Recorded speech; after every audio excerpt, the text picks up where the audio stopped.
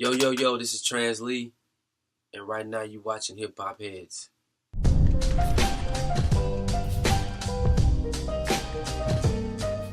One collab that I think I would definitely like to do is definitely Andre 3000. I think that me and him would just get off a really dope record.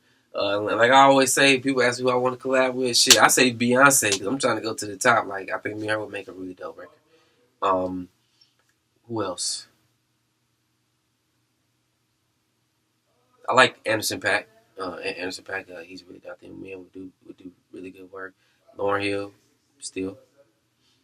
So yeah, there's a few artists I would want to do some records with. Um, Off the top of my head, but that's a few that's definitely.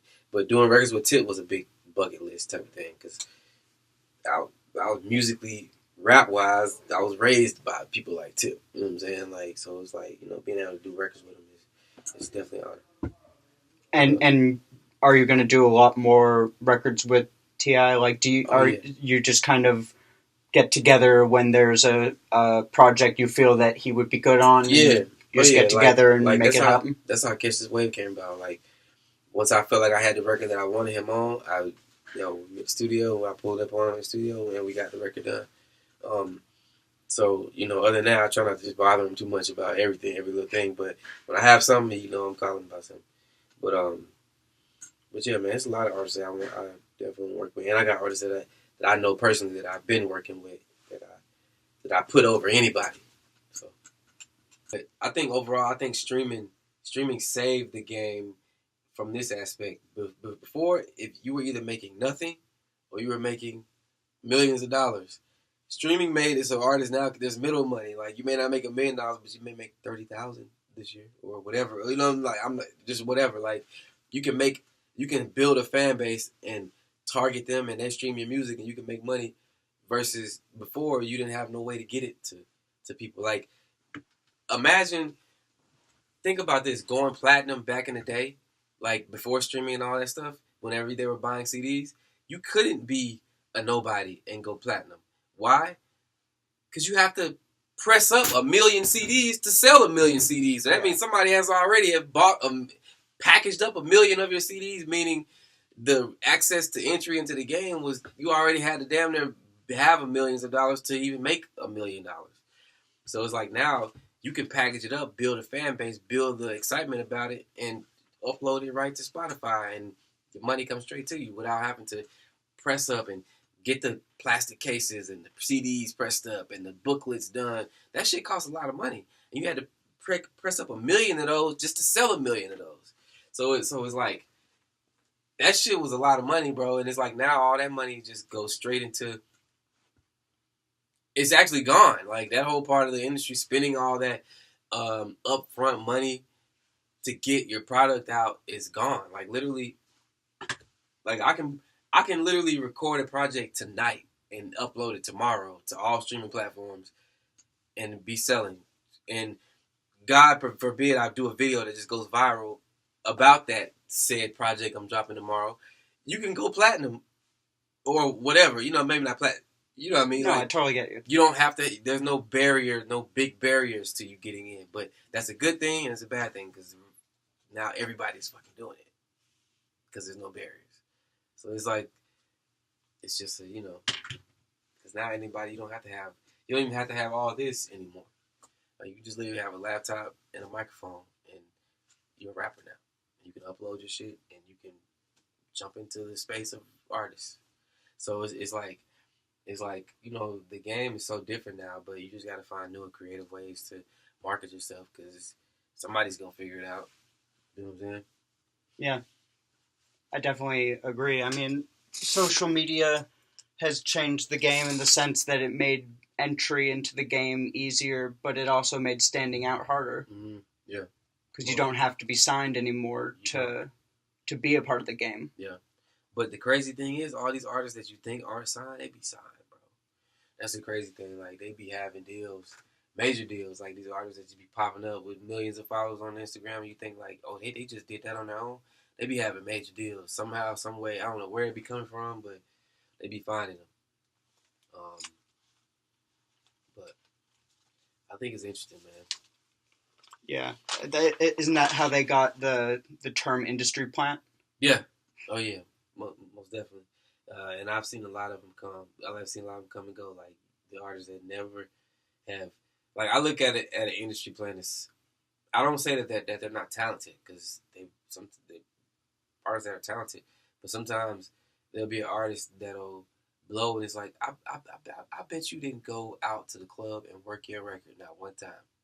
I bet you didn't go out. I bet you didn't have a grind of going out in the streets and sleeping on floors and being hungry for a long time. Maybe you did, but most of the time, industry plants didn't do that. That's why they be called industry plants because it's like you just kind of got placed here. Yeah, and the crazy thing is that you don't even need to name names, and just by that, you're able to picture a bunch of examples without even needing to name them. Right, exactly. But I mean, hey, however you, I ain't hating on it because however you gotta get in the game, man, is how you gotta get in the game. Because this shit's ugly out here. I feel that. All right, so there are a lot of different ways of making an album. Like some people do it as a narrative. Some people do it as like a collection of thoughts to make one mood. Some people just do it as like a picture in that moment in someone's career or life. How do you know when an album is done, personally? Well, of course, it's not just me in here. Like my manager, who also mixes, masters, is actually all of pretty much his setup. He is pretty much exec produces everything. Like he pretty much oversees like the mixing and the mastering, how everything comes together. Me too, but we both do it. And I also have producers like Vincent, the dude that I just called. He makes pretty much most of my beats. Like he made the Lost in the Sauce. He made the Catch This Wave. Todd Marshall makes pretty much all my other stuff. Each Other, Fist, most of the records off all of my projects. So we have a pretty close knit team as to where, if I don't know, they'll know. If they don't know, I know. Like we pretty much like start. Like even right there, like that's a rough list of an album that we're sort of working on. That ain't the name of the songs, of course. It's just what we're naming them now, at what we know as we call them, but that's not what they're gonna be called. So and it's like we're just putting the list together now. You see, we got 2 missing because it's like, what do we put there? But I just think when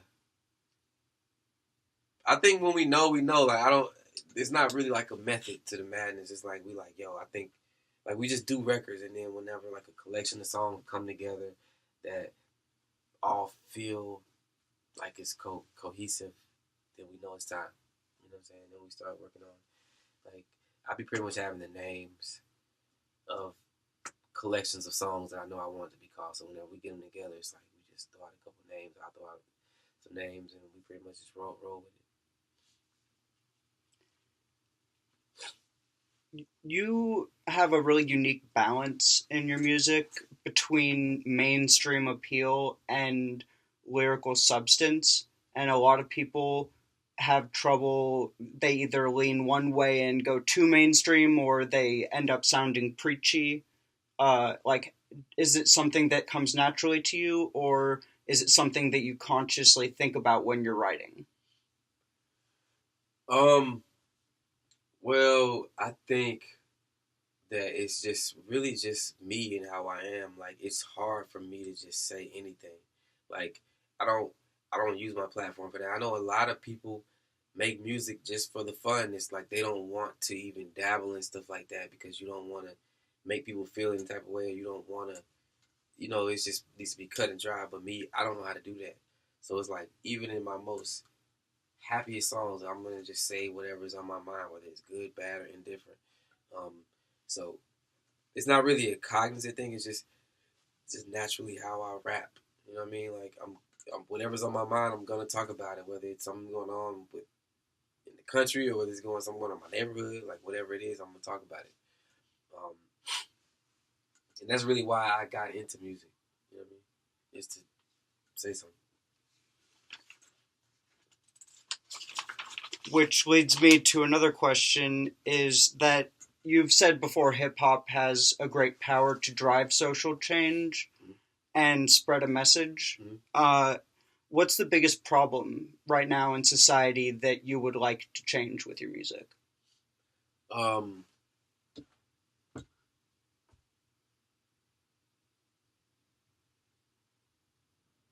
Biggest problem with society that I would like to change with my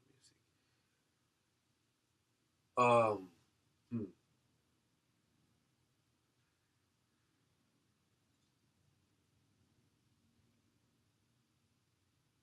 I think really it's for the generation after me, it's showing people to be themselves and be unapologetically you. I think that's how I got as far as I've gotten, even wherever, for what it's worth, as far as I've gotten. I want to go a lot further, but as far as I've gotten, really just being myself. We first moved here to Atlanta and started interning with College Park Music, which College Park, Bubba Spar, Booty, Rockin' Everywhere, all of that. Like Soulja Boy, Mr. College Park, all of that. Like, he had signed nothing but pretty much booty shake artists. Like, Soulja Boy, not a booty shake artist, but he was a snap music artist, Yin Yang Twins. Like, they had a certain vibe of people that they were rocking with. But one day, College Park just heard me rapping, being unapologetically me, and he liked it for what it was. And we ended up helping me get videos shot and helping me get my foot into the game. You know what I'm saying? So it's like, I want people to know that you can be yourself, and that's the way that you're gonna win. You know what I'm saying? Because that's the only thing nobody else got on you, is they're not you. So if you can uniquely tell your story, like I'm figuring out a way to uniquely tell mine, then you can have whatever you want. You know what I mean? Absolutely. And then other than that, I want people to just wake up to like all the shit that's going on around you. Like, ask questions. Like, even on the like political side, like, know who the fuck you're voting for. Know what the fuck is going on. Like, I think people just are so divided. People just kind of go with maybe go with who their family goes with, or people just maybe just go with a certain person just because they feel like that's what they're supposed to do.